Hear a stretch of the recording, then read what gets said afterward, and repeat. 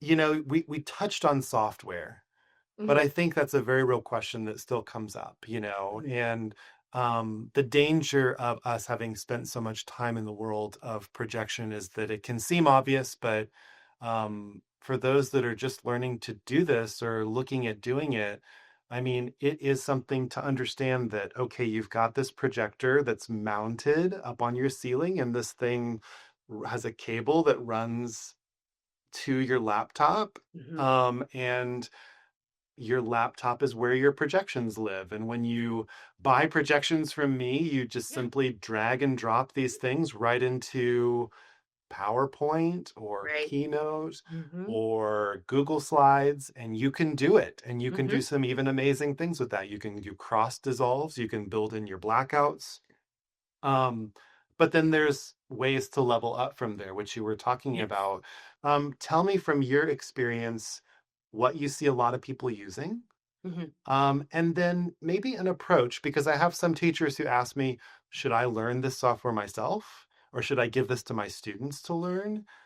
Which I think is a really great question. So maybe first on just software, what are you seeing kind of out there? Yeah, mostly what we are seeing 90% of the time is going to be QLab Pro. That allows a couple different licenses depending on if you have the education license or not.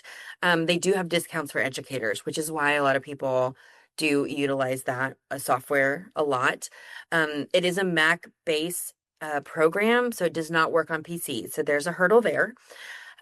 You can also run your sound and lights off the same program. So some people like to kind of put everything in one and then they're just punching a button and they're good to go.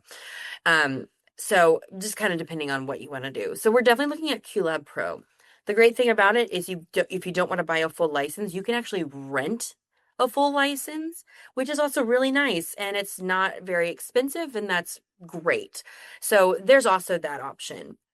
For schools, just to take a note, they do not take purchase orders, so you would have to pay for the credit card. So that also sometimes creates a hurdle. So all of this information is on their website. That's a good detail. I Yeah. like that. Yeah. Yeah, all of that information is all over their website, but I've just dealt with it enough that Yeah. that's just important to know.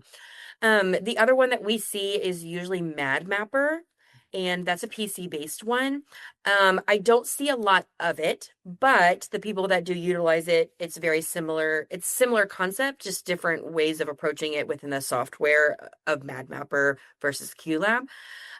Those are the ones that I'm seeing mostly in high schools. Once you get to regional houses or professional, there's probably different software that they are using for those, but that's usually what we're seeing.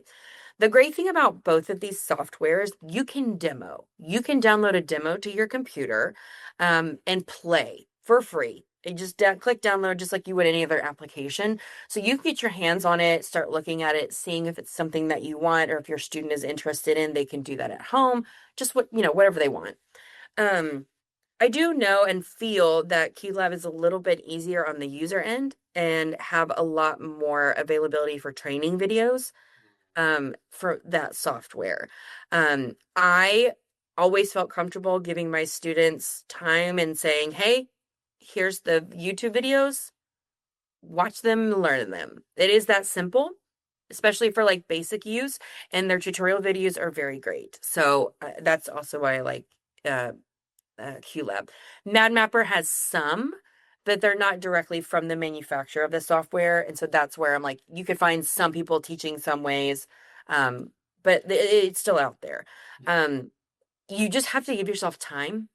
And that's hard for educators to just, Yeah. where are you going to find that time? I don't know. Right. um, so that's where it's so user friendly that I feel very confident in sending students off to learn how to use it, and they Right. can learn it very quickly. Right. Right. Yeah, so those are kind of the two kind of next tier softwares to look into for some, I would say projector like 201 and stuff. Yeah. I like how you mentioned the handoff there. Like, l- you have some time, go and learn this. This is something I do every day. I mean, I'm working with other artists now, and They, for example, are deep into 3D animation and building and modeling Hmm. things in 3D. Um, I'm not as immersed in that world as they are, but I usually say to them, go learn this thing, come back and teach me. You Yep. know, which I think is so great for teachers too, because obviously you don't want all of that knowledge, being just trapped inside of one person. You Right. want that to be Yes. passed along. Yes. But so it's good to have some understanding maybe of how it works. Hmm. But yeah, I like that because I've taught school, you've taught school. You don't have tons of time on your No. hands to go down some rabbit hole and necessarily learn QLab, although some will and have an interest in learning how it works Mhm. and what you can do with it. But knowing that you can utilize students, maybe on the community theater end, it's like getting a knowledgeable parent involved or Absolutely. somebody Yes. who has an Yes. interest in that. I think it's important to mention that, like, not being afraid to delegate and use the resources that you have available, because someone out there, whether it's a student or whoever, is going to have a passion, is going to want Yes. to go deep into that. They'll be the kind of person that will come to you and say, "Hey, I discovered this. Can I Mhm. try this?" And you go, Yeah. "Absolutely. Yes. Go and do that Yes. and tell me what you find while you're there because it's actually going to make our story better." Hmm. Absolutely.